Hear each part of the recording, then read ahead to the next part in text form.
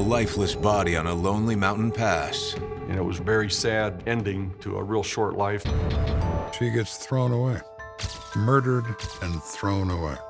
A young victim who fell through the cracks. She was just all alone. She is a human in a sea of humans.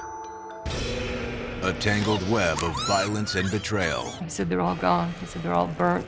Okay, you're lying. Now the next question is why? It's up to Lieutenant Joe Kenda to fight for the dead. Family doesn't care. Friends don't care. All she has is us. Let's not disappoint her. It's a torturous death. It is one where the killer doesn't just want to kill you. They want to feel you die. My name is Lieutenant Joe Kenda. I've solved almost 400 homicides. Every case is unique, but there's one thing that never changes. A life has been taken. Their stories are now my stories.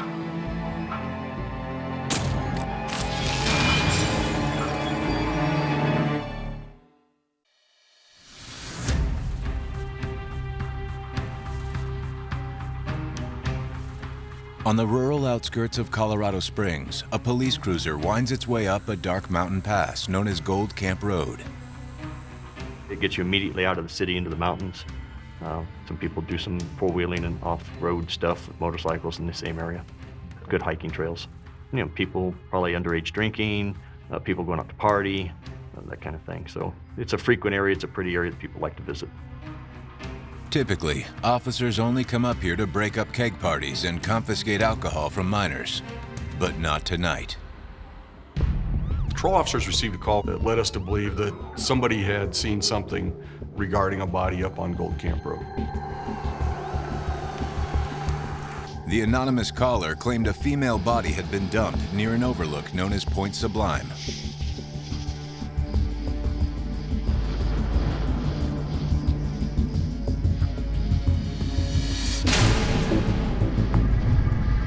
He discovered the body down the hillside, down the slope. She was well-dressed, jeans, dark shirt, a jacket. Looked to be just like your average, in this case, very young victim. Officers estimate the girl to be somewhere between the ages of 18 and 20. But her identity and the cause of death are still unknown. Could somebody have been walking and fallen? Yes, that's a possibility. Hypothermia is a possibility. So we had to look at all kinds of different things before we were able to make that determination. Police must also consider the possibility of foul play. Lieutenant Kenda. At 10 p.m., dispatchers notify Lieutenant Joe Kenda, homicide detective and head of the Major Crimes Unit. We'd been working overtime for days. We are always very busy in the violent crime business, and there's always something happening, and sometimes there are multiple things happening. On that particular occasion, I was very tired, but unfortunately these things aren't scheduled. Anonymous calls are placed, discoveries are made, bodies are found. Okay, let's go see what this is about. Hey guys, how you doing? Kenda and his detectives arrive on the scene, and he orders his men to inspect the body. In Gold Camp Road, it is not common at all to find victims of crimes. You find accidental fall victims, you find alcohol overdose people. The Gold Camp Road is a location where kids go to drink, they go to party at night. So it wouldn't be unusual for a young kid to be up there drinking and fall over the edge. We were able to roll the body over. It was pretty obvious to me that she'd been there quite a while. Equally obvious is the cause of death, one that quickly raises the alarm. You want to be very cautious not to destroy any evidence or something that might lead to what happened or the identity of a possible suspect if it's a crime. Let's consider everything that's possible here, because everything is at that moment. Lieutenant, what do you got? You're gonna need to come down here. They turn her, and they notice a ligature mark on her throat. A ligature is a device used in strangulation, something you can apply pressure to the neck with. People believe you can strangle someone very quickly. You can't. It's a torturous death. It is one where they want to feel you die. Kenda descends into the ravine and examines the victim. She appears much younger than he first imagined. You look at this kid and you think, how could you have gotten to this in such a short time in your life?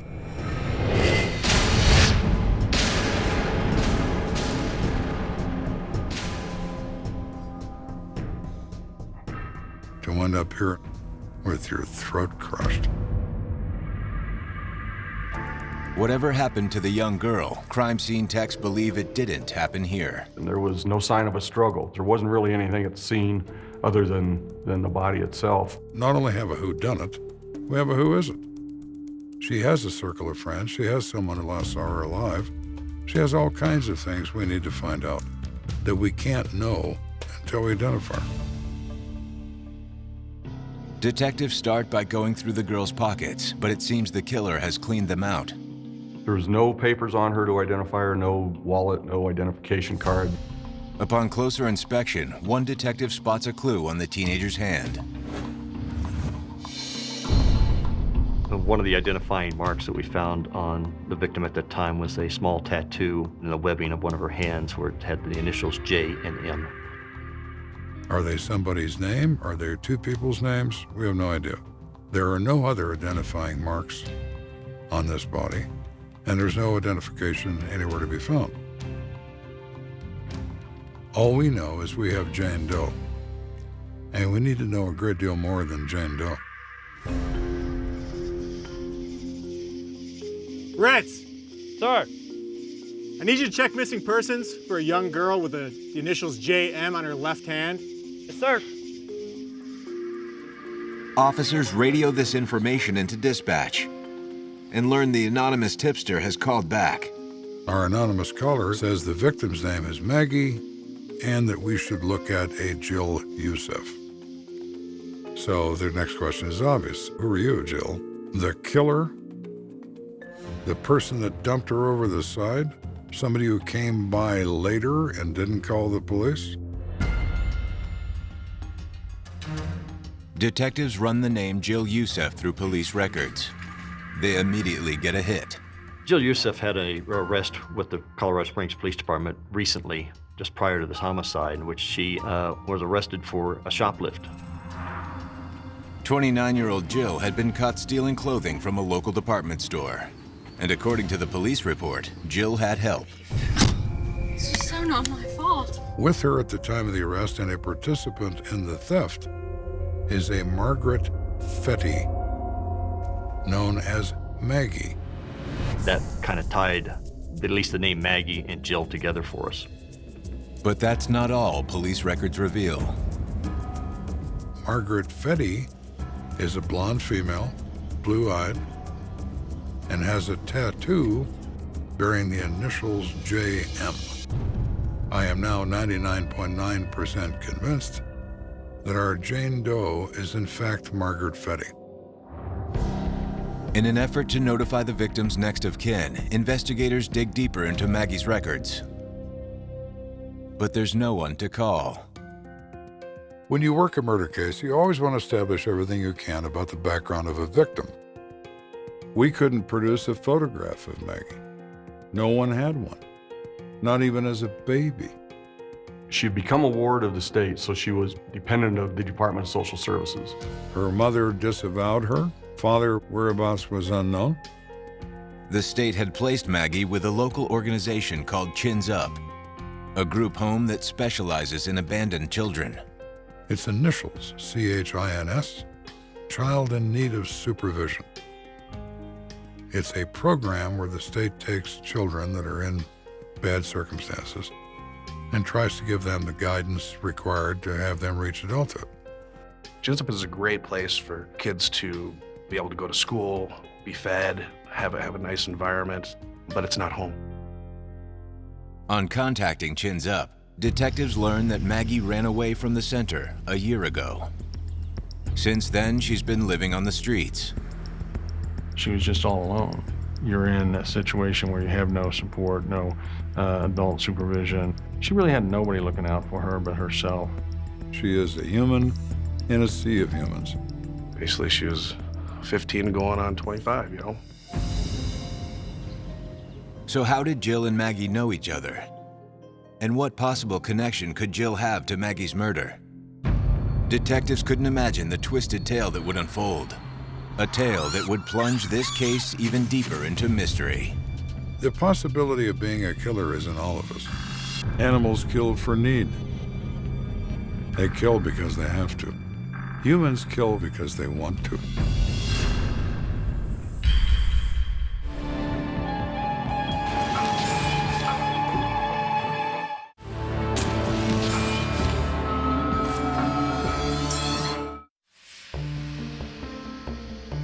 Following an anonymous tip, Colorado Springs police find 16-year-old Maggie Fetty strangled to death off a mountain road outside of town.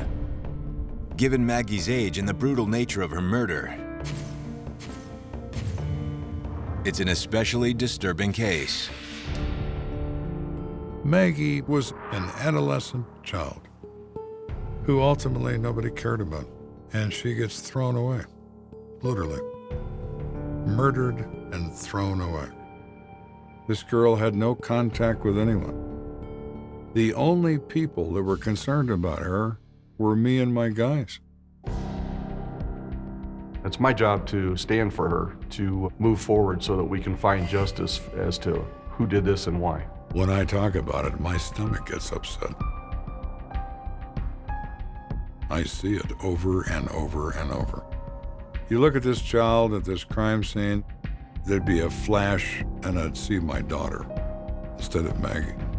And you think, oh God, I don't want to lose anybody's daughter. Not mine, not anybody else's. Somebody has to pay for this. Thanks to an anonymous tipster, detectives have identified a woman who might have some answers. 29-year-old Jill Youssef, an acquaintance of Maggie's. It's not enough evidence to say that she's responsible for this death, but it is somebody that we can tie to and start at least contacting to try to obtain information.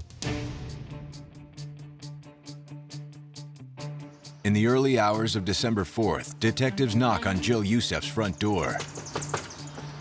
A bleary-eyed Jill answers and agrees to come down to the station for questioning.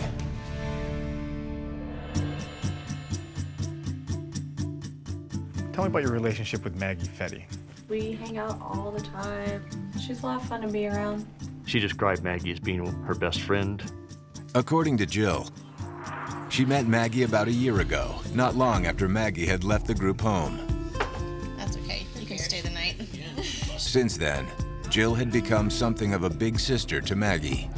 She had been through some of the things that Maggie had been through, so she could relate very well. It was amazing how well they clicked together. In fact, Jill tells Kenda that she and Maggie had grown so close they even had matching tattoos. They each had a little tattoo, JM, referring to Jill and Maggie. Each one of them had the same tattoo on their hands. We became very close over the last year.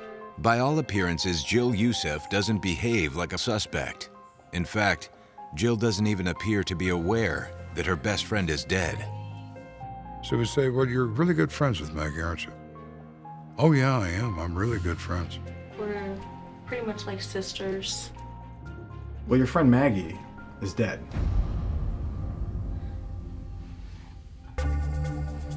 Jill breaks down in tears, seemingly devastated by the news of Maggie's death. But Lieutenant Kenda suspects Jill might be holding something back. Her demeanor, her body language has guilt written all over it. She can't sit still. We say, we found Maggie last night on a Gold Camp Road. And not only do I think you know about that, I think you're involved in it. Tell me I'm wrong. If you didn't kill her, this is your chance to tell us your side of the story. And Jill spills her guts. Though adamant that she had nothing to do with the crime, Jill tearfully admits that she knows the killer's identity. It was one of my friends.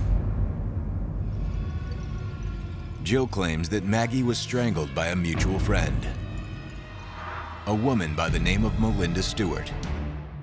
Jill was friends with Melinda. She was also friends with Maggie. They palled around together. Jill's statement was clearly saying that Melinda was the responsible party for this death.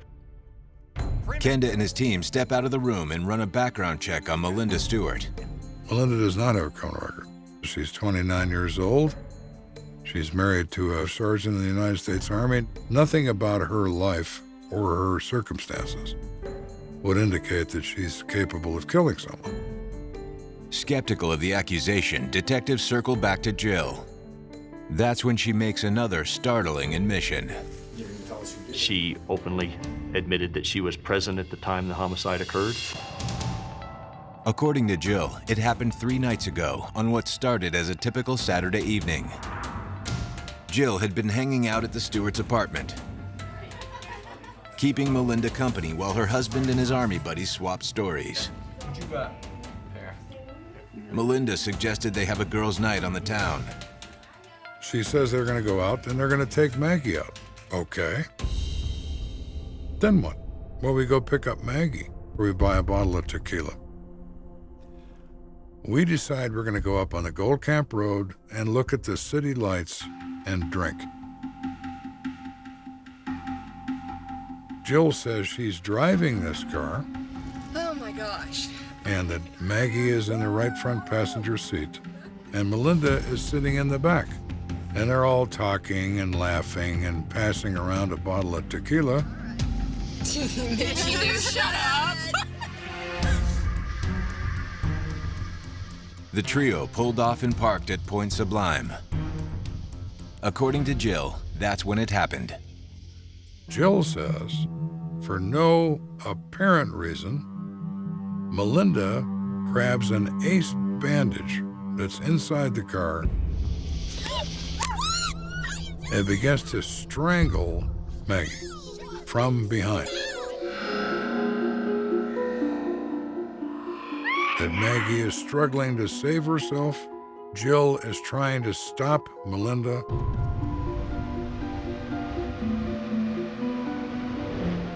Fearing for her own life, Jill claims she was forced to sit back and watch Maggie die. I had no choice. Watched your I best had friend get to. killed. She was gonna kill me. She told you she was gonna kill She him. said, I'm gonna kill you if you say anything. Jill says Melinda looks at her with blood in her eye and says, if you stop me, you're next. According to Jill, once Melinda was sure Maggie was dead, she forced Jill to help her dispose of the body.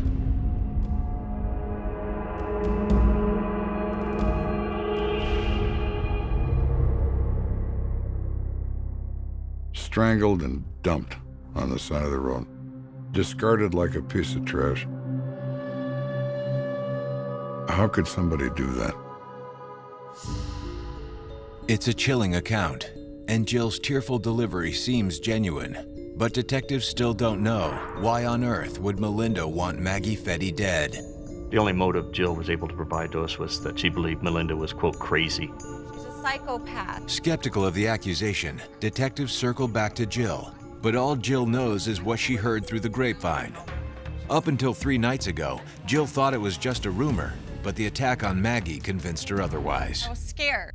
To detectives, Jill's story is starting to sound a little too far-fetched until she reveals another crucial detail. You watched your best friend get killed and you helped dispose of her body like a piece of trash. She's in a mental hospital right now. She's in a mental hospital. Yes. Jill says that Melinda suffered from some sort of severe mental illness. Jill advised us that Melinda was now at Cedar Springs Psychiatric Hospital, that her husband had placed her there on the night of the murder. Hours later, Kenda and his team are standing in the admitting room at Cedar Springs. They talk to the staff. Is Melinda Stewart a patient in this facility? Yes, she is. Brought in here yesterday by her husband, who reported that he thought she was having a nervous breakdown. Detectives ask the hospital staff if they can speak to Melinda. Moments later, out walks a nurse with a disheveled young woman on her arm. She has every appearance of being someone who is deeply disturbed. Her eyes are wandering. She has difficulty standing. And the moment Melinda Stewart opens her mouth, it becomes clear the interview is going to be anything but routine. She looks at one of my detectives, the first one she sees, and says, "Are you dead?"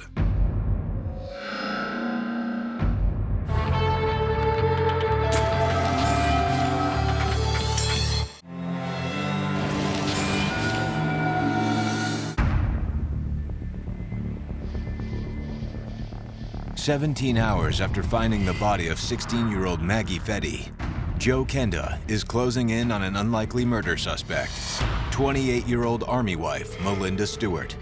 According to mutual friend Jill Youssef, Melinda strangled Maggie to death on Gold Camp Road. Melinda attacks and kills Maggie for a reason Jill doesn't know. Then, according to Jill, Melinda forced her to help dispose of Maggie's body. Kenda and his team have tracked Melinda to a local psychiatric hospital. But it's clear from the get-go that interrogating her won't be easy. She offered up a very childlike demeanor, making statements that almost like a preschooler would talk. If you're going to talk to somebody like this, are you going to get an intelligent waiver of rights? I'm doubtful of that. But I'm certainly going to try. We're actually police officers. Can I ask you a few questions? Okay. Melinda readily agrees to be interviewed at the hospital, but her bizarre behavior doesn't let up. She started off with some of her same childlike comments. Maggie's asleep. You know, not saying Maggie's dead, but saying Maggie's asleep. Kenda plays along, addressing Melinda like a little girl. Can you tell me how she went to sleep? Melinda begins to talk about it. Begins to say Maggie is cold. Somebody needs to bring Maggie a coat. She then describes the evening and says that she and Jill and Maggie go up on the Gold Camp Road to drink tequila and look at the city lights. Exactly similar to what Jill says. But as Melinda's confession continues, Kenda notices a glaring conflict with Jill's version of events. Jill let me drive. Melinda says that Melinda is driving the car, and now Jill is in the back seat, so she reverses the positions. That's not all Melinda reverses. She then says that they're sitting there in the car, and Jill, for some unknown reason, attacks Maggie with an ace bandage and is strangling her. And Melinda says, "I try to stop it," but Jill tells her that she's next if she interferes. Please don't let her hurt me. So her story is ultimately the mirror image of Jill's story. It's not the account Kenda expected. And coming from a woman who's clearly unstable, it's not the most reliable either. Still, Kenda can't help but wonder if Melinda's story could be true. I'm not a psychiatrist, but I talk to lots of people. Do I think that Melinda's disturbed? Yeah, she is. Does that translate to the personality of a killer? No. Complicating matters further, neither Jill nor Melinda seem to have a clear-cut motive for murdering Maggie. Anytime you have multiple individuals involved in a homicide, you have a lot of finger pointing. No, I didn't do that. I was just there. She did that, or back and forth. When we see this, we're not surprised by it. It just creates more of a task for us to identify what really happened and who actually did what. Without a clear idea of what transpired, Kenda can't charge either Jill or Melinda with murder. But he can hold them on charges of obstruction of justice. At this point, believe them both. And they both stay locked up in the can until we get to more of this.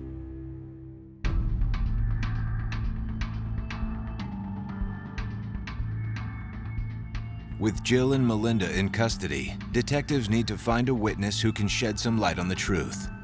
The best place to start is with Melinda's husband, U.S. Army Sergeant Daniel J. Stewart. He's been in the Army for some time. He's in an engineering battalion. He builds bridges. Seems to be reasonably intelligent. Is that him? It looks like him. Sure does. Sergeant Stewart seems astounded to learn his wife is suspected of murder. He's very cooperative. He's absolutely. A murder? Oh my God, how could that be true? Back at the station, Kenda sits down with Sergeant Stewart, hoping he can shed some light on the murder and his wife's unstable mental condition. So why don't you tell me what happened on Saturday night? I asked Daniel, what is up with your wife? And he laughs, and he said, oh, you mean her characters? Dan was the first one to volunteer to us that Melinda had some multiple personality problems. According to Sergeant Stewart, Kenda hasn't spoken with the real Melinda yet. I know that sounds crazy, but it's true. It sounds to him like detectives met Limmy Sue, one of 4 different personas living in Melinda's mind. She is Melinda Stewart, his wife. She is Amanda von Hofstein. She is a 5-year-old girl named Limmy Sue. And she is a person known as the Clown. She doesn't have a dangerous bone in her body. And you're sure about that? Absolutely. Well, Kenda can't help but wonder if perhaps another character could have emerged the night Maggie was murdered. Is there a possibility there could be another personality there that might be more violent or dangerous? Or Not my wife, no. No way. We asked Dan when Melinda and Jill left, was Melinda herself or was she one of these other people? Oh no, she was herself. She was Melinda. She'd been fine all day. Sergeant Stewart tells Kenda there was nothing unusual about Melinda's behavior the night of the murder. He and some Army pals had been playing cards when Melinda and Jill decided to have a girls' night out. A few hours later, Melinda and Jill returned. Did you happen to see them when they got back? I did. Everything seemed fine. How'd they look? Okay, nothing out of the ordinary. They come back, everybody's in a good mood, everybody's happy, no mention of Maggie. But according to Sergeant Stewart, the next day, Melinda's multiple personalities began to surface, one after another after another. He said Monday was the last straw. I thought she was having a nervous breakdown, and so I took her into the hospital. Detectives believe that Melinda's meltdown is connected to the murder. But did Melinda's meltdown cause her to kill? Or did witnessing Maggie's death trigger the meltdown? Dan believed that Jill Yusuf was the one ultimately responsible for strangling Maggie. He could not believe that his wife would do that. Even so, Kenda and his team will need more evidence before they can charge either Jill or Melinda with murder. Sergeant Stewart tells detectives that there's someone else they should speak with. His friend, James Catlin. Who's James Catlin? Well, he's the guy who works with me. He's a boat specialist in the engineering battalion, and he and I work together. He dates Jill off and on. According to Stewart, the ladies borrowed Catlin's car on the night in question. Hey, babe. Yeah. Can I get the car keys, please? Where are you going this late? We're gonna go You good? Camp Road and... You and Melinda? Yeah, we're gonna pick up Maggie. Later that evening, detectives bring Catlin in for questioning. His account of the evening gels with the one given earlier in the day by Sergeant Stewart. James Catlin provided a story that was consistent with the information we received during an interview with Daniel Stewart. And that basically was they had no knowledge of anything. Kenda interviews many of Jill and Melinda's friends, but no one offers any new insights. Privately, he begins to wonder if the true killer will ever come to light. We're still meeting people, we're still talking to people, we're still not getting very far. So a lot of activity, no results. We just need another hook.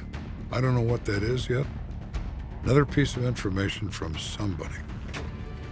Then we get a phone call. That's very interesting indeed.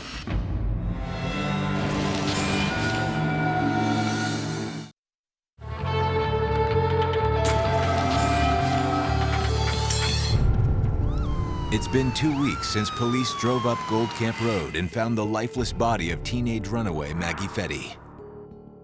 This is a case involving the loneliest, saddest little girl I've met in a long time. She is truly alone in the middle of 300 million people. Who could kill a child violently and personally? If they'll do this to this child, what else will they do? Lieutenant Joe Kenda has two friends of the victim in custody. Let's go. Jill Youssef and Melinda Stewart. Both claim to have witnessed the crime firsthand, but each maintains they saw the other strangle the teenager. They are telling stories that are the reverse of each other. Which one is true? I don't know. They stay under arrest until we learn more about this.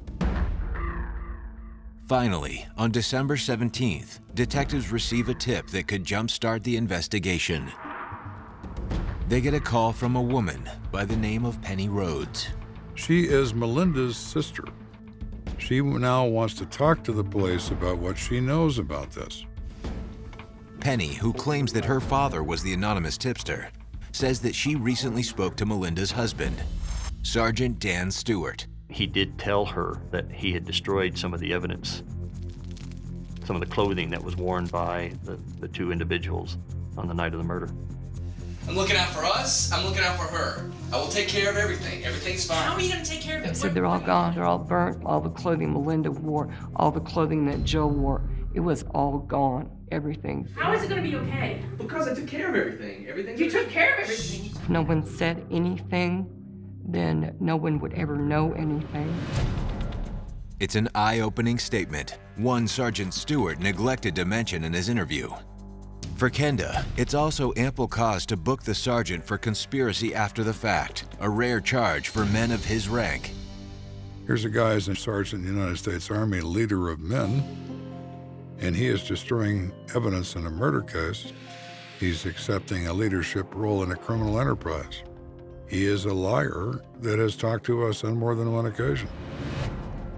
So I'm not only going to arrest him, we're going to confront him. We arranged for him to come up and be interviewed again. We didn't tell him about the warrant deliberately. We wanted to see what he had to say. I told you guys. You've left out quite a bit. We know a lot more than you realize. Kenda immediately starts asking about Penny Rhodes. She filled in a lot of details that you failed to mention. I said she talked to you, didn't she, Dan? And you told her some things. Remember that, Danny? Something you might have overlooked when we talked to you the first time? And you could see a little revelation in him when that occurred. It's that he was now aware that he needs to start talking. Sergeant Stewart confesses that shortly after Melinda and Jill came home that night, each woman pulled him aside and informed him of Maggie's murder. We were just playing and she got in the car. No, Both claiming that the other was responsible. Not knowing who to believe, Stewart collected their clothes and burned the evidence, all to keep his wife out of trouble. I didn't want Jill to blame Melinda, so I burned their clothes. You burned evidence to a murder. And he said, all I did was that. I destroyed that evidence, yes, but I didn't do anything else. Well, Dan, in your case, that's going to be enough. You're under arrest for accessory to crime. So now we've moved from 2 to 3 people in custody, and we still don't know what happened. Is there anything else you want to tell us, Dan? Kenda presses Stewart for more witnesses, someone else who was at the apartment that Saturday night, someone who might be able to corroborate Stewart's statement. That's when Stewart blurts out a name, one police haven't heard yet. He said, well, Silas Nelson was there. Who's he? Well, he's a kid I know in the Army. He's getting out of the Army next month. Stewart explains that Silas Nelson is a fellow soldier stationed at Fort Carson. But the moment Sergeant Stewart mentions Silas Nelson, he begins to backtrack. He tells Kenda that on second thought, Silas wasn't at his house the night of the crime. Silas Nelson was not there when the girls went out, when they came back, all that sort of thing. He wasn't around. For Stewart, it's a slip of the tongue. For Kenda, it's the clue he's been searching for. You listen very, very carefully when people talk. It's one thing to lie. It's very, very difficult to lie consistently. There are changes. They might be subtle, but they're there. I said, you know, you've always been saying how you didn't know anything about this. And you've always been lying, Danny. You've always been lying. Kenda sends Sergeant Stewart off for booking and sets out in search of Silas Nelson, hoping the soldier can offer something, anything to bring the investigation back to life. Little does Kenda realize this long-shot witness is about to tear down a web of lies nearly a month in the making. After all of this, repeated conversations and accusations and so on, we finally get to the bottom of this. This time, it's the truth.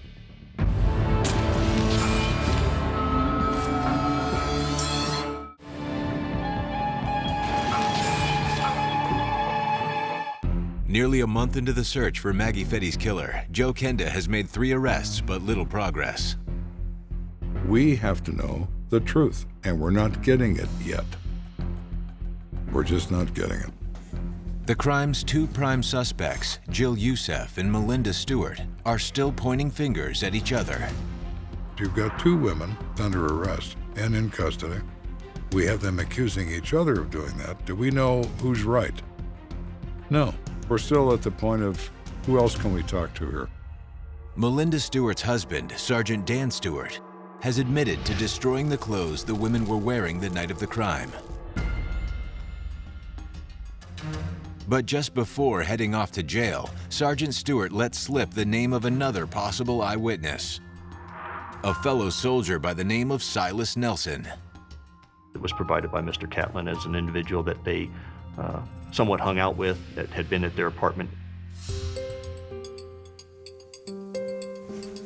Detectives track down Silas Nelson at Fort Carson Army Base and begin to question him. How you doing? I'm Lieutenant Joe Kenda. We say, we have a problem here. We've been working a case for several weeks involving some people you know. Daniel Stewart, Melinda Stewart, and Jill. Oh yeah, I know them all. Nelson tells Kenda that contrary to Dan Stewart's statement, he was at the Stewart's place the night of the murder. Sir, I actually stayed the whole weekend. I was there the whole time and never left.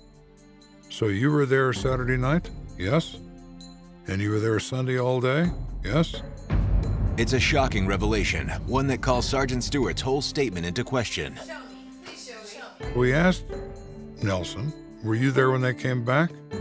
No, I went to bed, so I wasn't up when they came home. No.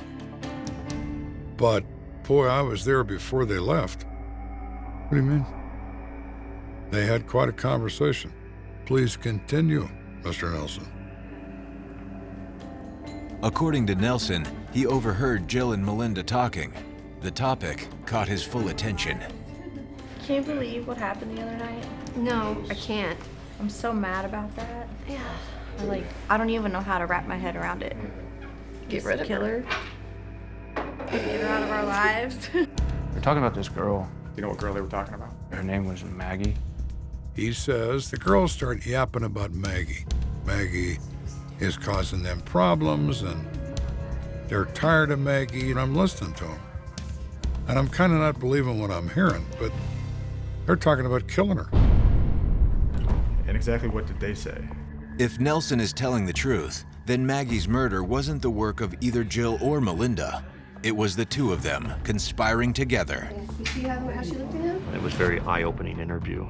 Yeah, he had a lot of information to put these 2 parties as part of the conspiracy to commit this crime. So what Nelson gives us is what we've been looking for a month. Now we're a whole lot closer, aren't we? But according to Nelson, Jill and Melinda weren't the only ones talking about killing Maggie. How would you strangle somebody? Within minutes, Sergeant Stewart and Sergeant Catlin both joined the conversation. And he thought it was just a joke. But he said the more I listened, the more I realized they were serious. You guys want to kill somebody? I can show you how to kill somebody. According to Nelson, Sergeant Stewart not only assisted in the cover-up of Maggie Fetty's murder, he and Catlin helped orchestrate it as well. You are an active participant in the planning of the event, and that makes you chargeable for the crime. You are in this up to your neck. For Kenda, there are still 2 lingering questions. Who strangled the teenage runaway? And why? Maggie Fetty was a real victim here in a lot of ways. She's a young teenager, not an adult, thrown out in an adult world. She hooks up with some adults. I mean, and we're talking people almost twice her age. They had the opportunity to help mold her and help her out. Instead, they killed her. How did this happen? Why did it happen? After upgrading Sergeant Stewart's charges to murder, Kenda has Sergeant Catlin arrested, then grills him for answers.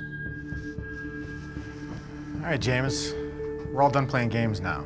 We tell him, this is your opportunity, Catlin, because you're going to go down for this crime.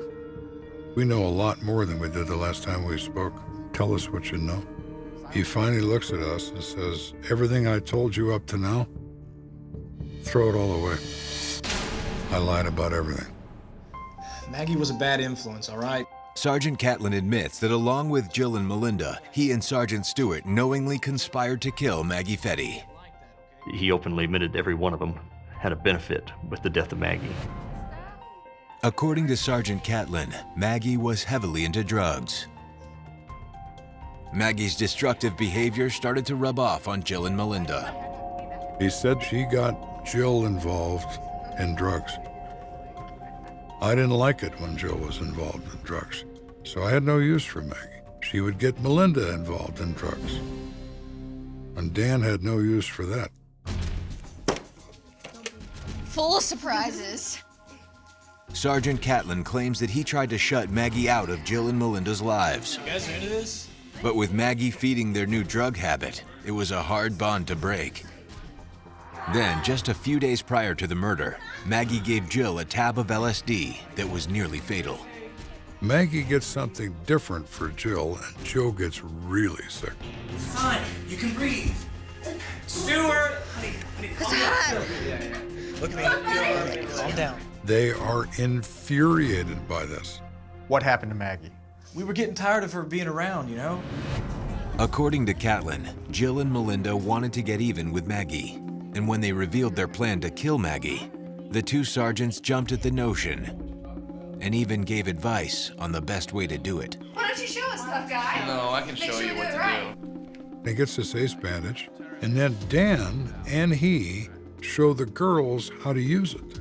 Stood behind them, showed them how to put pressure, showed them how to pull somebody down using it. After they do that demonstration, they decide they're gonna go get Maggie, they're gonna take her up on a gold camp road, and they're gonna kill her. As for who physically strangled the teenager, Sergeant Catlin claims that Melinda did the honors. James ultimately stated that Melinda had told him she was the one who had done the strangling. She's the one that pulled on the ligature and killed Maggie. For Kenda, it's the key to the whole case, one that finally unlocks the truth about Maggie Fetty's murder. So after all this information, all these interviews, we discover we're back to almost the original story. They go up on a gold camp road. We now know Jill's driving the car, Melinda's in the back seat. Melinda attacks this girl from behind. Jill is a participant in this crime. She's not trying to save Maggie.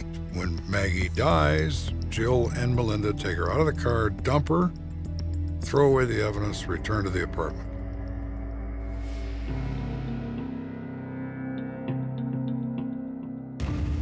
Ultimately, district attorneys arrive at the same conclusion and prosecute all four co-conspirators to the fullest extent of the law.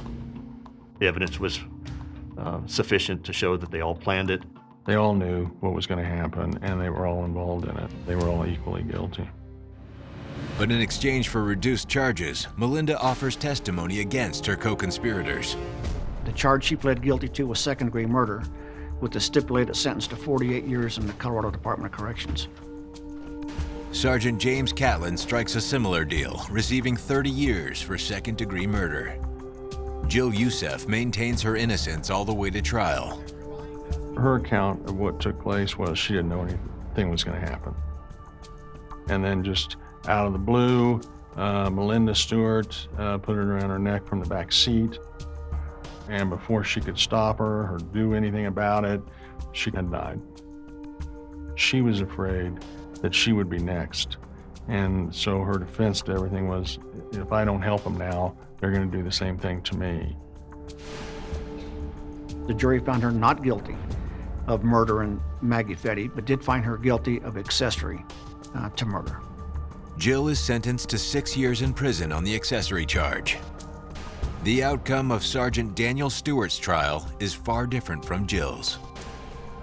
The jury convicted him of first-degree murder and conspiracy to commit first-degree murder. It's the kind of courtroom victory that usually finds Kenda shaking hands with the victims' families, but not Maggie Fetty's. After she was dead, nobody ever came knocking on my door. What about my daughter? What are we doing? How do we know what happened? Nothing. No inquiries from the concerned relatives, because there aren't any.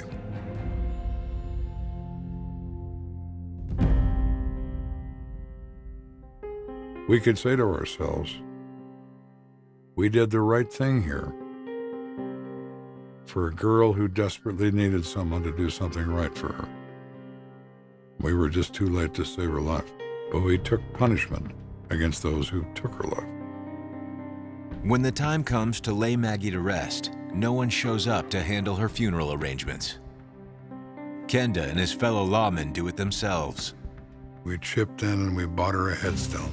One should at least have evidence of their passing. For Joe Kenda, the headstone is a reminder of why he chose a life in law enforcement. I couldn't stop a murder. I couldn't undo one. What's done is done.